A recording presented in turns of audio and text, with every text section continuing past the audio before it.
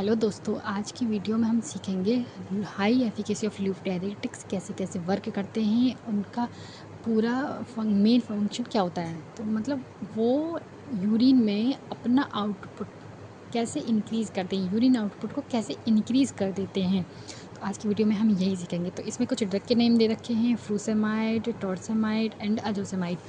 ये ड्रग हैं जो कि ये इंक्रीज़ यूरिन आउटपुट को इंक्रीज़ कराते हैं। तो ये डायग्राम है नेफ्रॉन का। हम पहले यही सीखेंगे कि नेफ्रॉन के डायग्राम में वो कैसे कैसे किस साइट पर जाकर अपना वर्क करता है और जिसकी वजह से इंक्रीज़ आउटपुट हो जाता है यूरिन का। तो सबसे पहले हम नॉर्मल फिजियोलॉजी पढ़ेंगे, फिर उसके बाद पढ़ेंगे कि हम लूप डायरेटिक्स कैसे कैसे वर्क कर रहे हैं, किस किस चीज़ को इनहिबिट कर रहे हैं जिसकी वजह से आउटपुट हो जा रहा है। तो सबसे पहले हम ये पता करेंगे कि लूप डायरेटिक्स वर्क कहाँ करता है, कौन सी साइट है लूप नेफ्रॉन की जहाँ पर वो वर्क करता है। तो लूप डायरेटिक्स जहाँ वर्क करता है वो साइट है thick ascending loop of Henley, जहाँ पर वो लूप डायरेटिक्स वर्क करता है। तो उसके अंदर क्या करता है, तो जो असेंडिंग लूप हेनले है उसकी एपिथेलियल सेल्स के, तो असेंडिंग लूप तो ascending thick loop of Henley पर प्रेजेंट होती हैं एपिथेलियल सेल्स जो कि हेल्प कराती हैं रीअब्जॉर्प्शन में। तो उस पर क्या क्या प्रेजेंट होता है उस सेल पर जिसकी वजह से रीअब्जॉर्प्शन होता है और किस किस चीज़ का रीअब्जॉर्प्शन होता है। तो उस पर प्रेजेंट होता है सोडियम, पोटेशियम एंड क्लोरीन को transporter is present on ascending loop of Henle of epithelial cell. और एक प्रेजेंट होता है क्लोरीन चैनल जो कि दिख रहा है, ये रहा क्लोरीन चैनल। एंड फिर एक प्रेजेंट होता है सोडियम पोटेशियम पंप, ये रहा जो कि सोडियम एंड पोटेशियम का रेगुलेशन कराता है।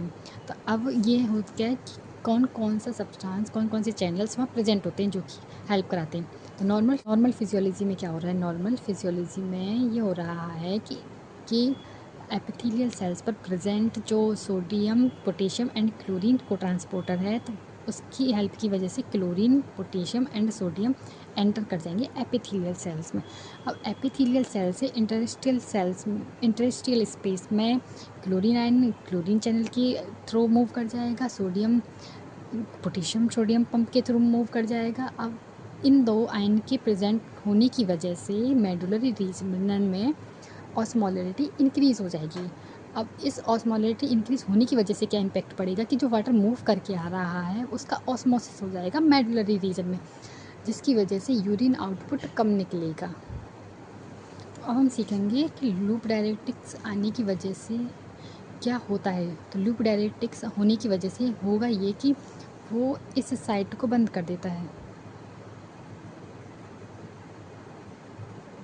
जो लूप डायरेटिक्स होते हैं वो इस साइट को ब्लॉक कर देते हैं, जिसकी वजह से होगा यही कि सोडियम का अब्जॉर्प्शन नहीं हो पाएगा, पोटेशियम और क्लोरीन का भी अब्जॉर्प्शन नहीं हो पाएगा, तो और जो ऑस्मोलरिटी इंक्रीज़ हुई थी मेडुलरी रीजन में वो भी इंक्रीज़ नहीं हो पाएगी क्योंकि सोडियम और क्लोरीन आयन आएंगे ही नहीं, जिसकी वजह से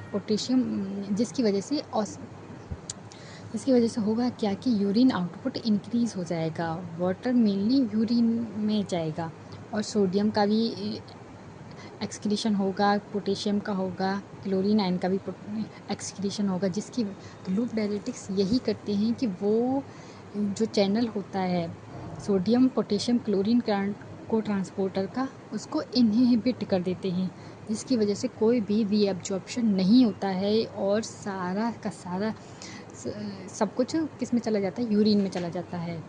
वाटर का भी अब्जॉर्प्शन नहीं होगा जिसकी वजह से यूरिन आउटपुट बहुत ज़्यादा रहेगा।